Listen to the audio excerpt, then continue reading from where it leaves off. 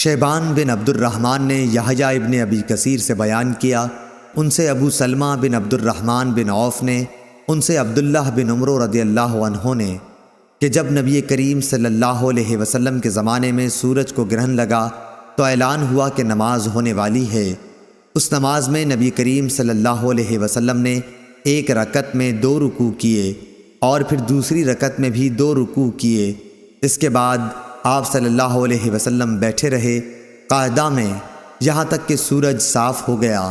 عبداللہ نے کہا، حضرت عائشہ رضی اللہ عنہا نے فرمایا کہ میں نے اس سے زیادہ لمبا سجدہ اور کبھی نہیں کیا۔ صحیح بخاری حدیث نمبر 1051۔ عطا بن یسار نے بیان کیا، ان سے حضرت عبداللہ بن عباس رضی اللہ عنہ نے کہ نبی کریم صلی اللہ علیہ وسلم کے زمانے میں سورج کو گرہن لگا تو آپ صلی اللہ علیہ وسلم نے نماز پڑھی تھی۔ آپ صلی اللہ علیہ وسلم نے اتنا لمبا قیام کیا کہ اتنی دیر میں سورہ بقرہ پڑھی جا سکتی تھی۔ پھر آپ صلی اللہ علیہ وسلم نے رکوع لمبا کیا اور اس کے بعد کھڑے ہوئے تو اب کی مرتبہ بھی قیام بہت لمبا تھا لیکن پہلے سے کچھ کم۔ پھر ایک دوسرا لمبا رکوع کیا جو پہلے رکوع سے کچھ کم تھا۔ پھر آپ صلی اللہ علیہ وسلم سجدے میں گئے، سجدے سے اٹھ کر پھر لمبا قیام کیا لیکن پہلے قیام کے مقابلے میں کم لمبا تھا۔ پھر ایک لمبا رکوع کیا، یہ رکوع بھی پہلے رکوع کے مقابلے میں کم تھا۔ رکوع سے سر اٹھانے کے بعد پھر آپ صلی اللہ علیہ وسلم بہت دیر تک کھڑے رہے اور یہ قیام بھی پہلے سے مختصر تھا۔ پھر چوتھا رکوع کیا، یہ بھی بہت لمبا تھا لیکن پہلے سے کچھ کم۔ پھر آپ صلی اللہ علیہ وسلم نے سجدہ کیا اور نماز سے فارغ ہوئے تو سورج صاف ہو چکا تھا۔ اس کے بعد آپ صلی اللہ علیہ وسلم نے خطبے میں فرمایا کہ سورج اور چاند دونوں اللہ تعالیٰ کی نشانیاں ہیں اور کسی کی موت و زندگی کی وجہ سے ان میں گرہن نہیں لگتا، اس لیے جب تم کو معلوم ہو کہ گرہن لگ گیا ہے تو اللہ تعالیٰ کا ذکر کرو۔ صحابہ رضی اللہ عنہم نے عرض کیا، یا رسول اللہ صلی اللہ علیہ وسلم، ہم نے دیکھا کہ نماز میں اپنی جگہ سے آپ آگے بڑھے اور پھر اس کے بعد پیچھے ہٹ گئے۔ آپ نے فرمایا کہ میں نے جنت دیکھی اور اس کا ایک خوشہ توڑنا چاہا تھا، اگر میں اسے توڑ سکتا تو تم اسے رہتی دنیا تک کھاتے، اور مجھے جہنم بھی دکھائی گئی، میں نے اس سے زیادہ بھیانک اور خوفناک منظر کبھی نہیں دیکھا، میں نے دیکھا اس میں عورتیں زیادہ ہیں۔ کسی نے پوچھا، یا رسول اللہ صلی اللہ علیہ وسلم، اس کی کیا وجہ ہے؟ آپ نے فرمایا کہ اپنے کفر انکار کی وجہ سے پوچھا گیا، کیا اللہ تعالیٰ کا کفر انکار کرتی ہیں؟ آپ صلی اللہ علیہ وسلم نے فرمایا کہ شوہر اور احسان کا کفر کرتی ہیں۔ زندگی بھر تم کسی عورت کے ساتھ حسن سلوک کرو لیکن کبھی اگر کوئی خلاف مزاج بات آ گئی تو فوراً یہی کہے گی کہ میں نے تم سے کبھی بھلائی نہیں دیکھی۔ صحیح بخاری حدیث نمبر 1052۔ امام مالک نے خبر دی، انہیں ہشام بن عروہ نے، انہیں ان کی بیوی فاطمہ بنت منظر نے، انہیں اسماء بنت ابی بکر رضی اللہ عنہا نے، انہوں نے کہا کہ جب سورج کو گرہن لگا تو میں نبی کریم صلی اللہ علیہ وسلم کی بیوی حضرت عائشہ رضی اللہ عنہا کے گھر آئی۔ اچانک لوگ کھڑے ہوئے نماز پڑھ رہے تھے اور عائشہ رضی اللہ عنہا بھی نماز میں شریک تھیں۔ میں نے پوچھا کہ لوگوں کو بات کیا پیش آئی؟ اس پر آپ نے آسمان کی طرف اشارہ کر کے سبحان اللہ کہا۔ پھر میں نے پوچھا کیا کوئی نشانی ہے؟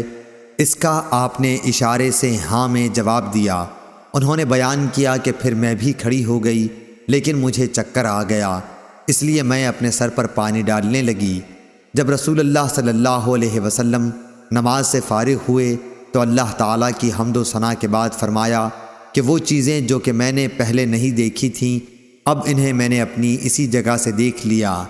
جنت اور دوزخ تک میں نے دیکھی اور مجھے وحی کے ذریعے بتایا گیا ہے کہ تم قبر میں دجال کے فتنے کی طرح، یا یہ کہا کہ دجال کے فتنے کے قریب ایک فتنے میں مبتلا ہوگے۔ مجھے یاد نہیں کہ اسماء رضی اللہ عنہا نے کیا کہا تھا۔ آپ نے فرمایا کہ تمہیں لایا جائے گا اور پوچھا جائے گا کہ اس شخص مجھ صلی اللہ علیہ وسلم کے بارے میں تم کیا جانتے ہو؟ مومن، یا یہ کہا کہ یقین کرنے والا، مجھے یاد نہیں کہ ان دو باتوں میں سے حضرت اسما نے کون سی بات کہی تھی، تو کہے گا یہ محمد صلی اللہ علیہ وسلم ہیں۔ آپ نے ہمارے سامنے صحیح راستہ اور اس کے دلائل پیش کیے اور ہم آپ پر ایمان لائے تھے اور آپ کی بات قبول کی اور آپ کی اتباع کی تھی۔ اس پر اس سے کہا جائے گا کہ تو مرد صالح ہے، پس آرام سے سو جا، ہمیں تو پہلے ہی معلوم تھا کہ تو ایمان و یقین والا ہے۔ منافق یا شک کرنے والا مجھے معلوم نہیں کہ حضرت اسما نے کیا کہا تھا، وہ یہ کہے گا کہ مجھے کچھ معلوم نہیں، میں نے لوگوں سے ایک بات سنی تھی وہی میں نے بھی کہی، آگے مجھ کو حقیقت معلوم نہیں۔ صحیح بخاری حدیث نمبر 1053۔ زائدہ نے ہشام سے بیان کیا، ان سے فاطمہ نے، ان سے اسما رضی اللہ عنہا نے کہ رسول اللہ صلی اللہ علیہ وسلم نے سورج گرہن میں غلام آزاد کرنے کا حکم فرمایا۔ صحیح بخاری حدیث نمبر 1054۔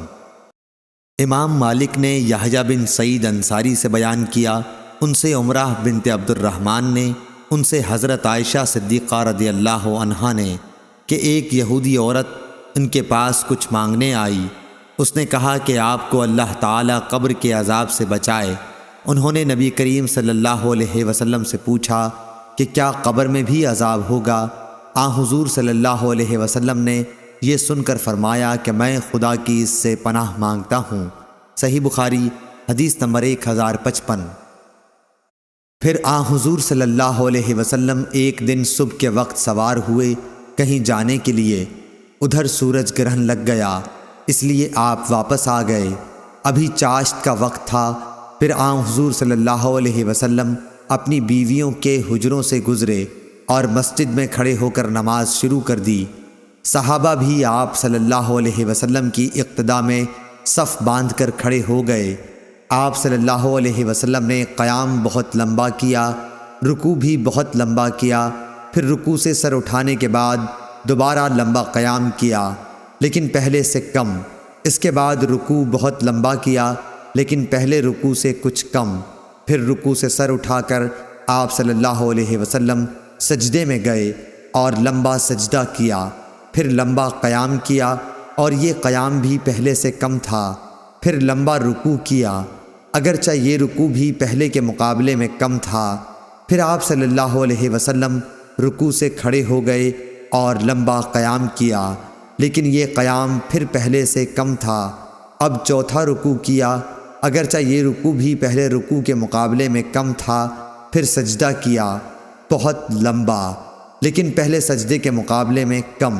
نماز سے فارغ ہونے کے بعد جو کچھ اللہ تعالیٰ نے چاہا رسول اللہ صلی اللہ علیہ وسلم نے ارشاد فرمایا، پھر لوگوں کو سمجھایا کہ قبر کے عذاب سے اللہ کی پناہ مانگیں۔ صحیح بخاری حدیث نمبر 1056۔ ابو مسعود عقبہ بن عامر انصاری صحابی رضی اللہ عنہ نے بیان کیا کہ رسول اللہ صلی اللہ علیہ وسلم نے فرمایا، سورج اور چاند میں گرہن کسی کی موت کی وجہ سے نہیں لگتا، البتہ یہ دونوں اللہ تعالیٰ کی نشانیاں ہیں، اس لیے جب تم گرہن دیکھو تو نماز پڑھو۔ صحیح بخاری حدیث نمبر 1057۔ معمر نے خبر دی، انہیں زہری اور ہشام بن عروہ نے، انہیں عروہ بن زبیر نے، انہیں حضرت عائشہ صدیقہ رضی اللہ عنہا نے کہ رسول اللہ صلی اللہ علیہ وسلم کے زمانہ مبارک میں سورج کو گرہن لگا تو آپ صلی اللہ علیہ وسلم کھڑے ہوئے اور لوگوں کے ساتھ نماز میں مشغول ہو گئے۔ آپ صلی اللہ علیہ وسلم نے لمبی قرأت کی، پھر رکوع کیا اور یہ بھی بہت لمبا تھا، پھر سر اٹھایا اور اس مرتبہ بھی دیر تک قرأت کی مگر پہلی قرأت سے کم۔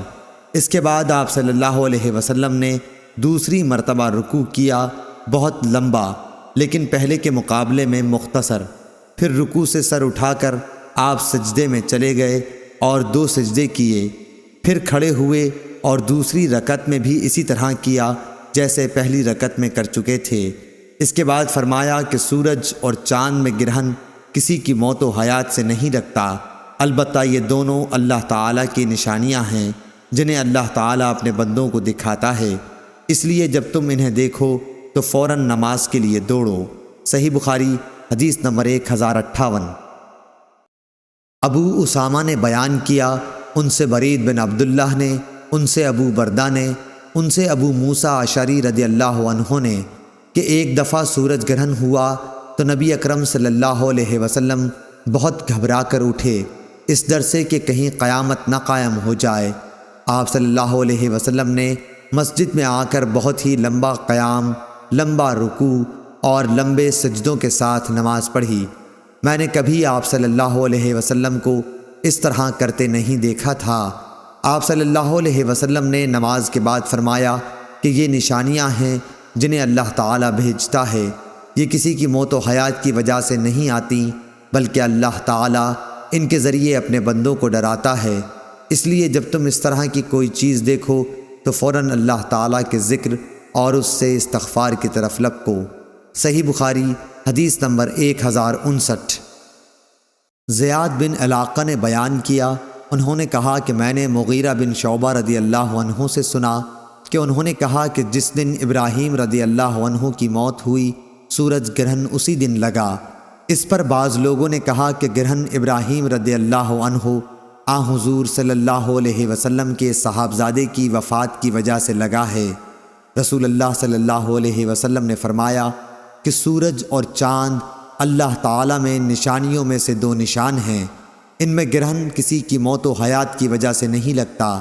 جب اسے دیکھو تو اللہ پاک سے دعا کرو اور نماز پڑھو تاکہ سورج صاف ہو جائے۔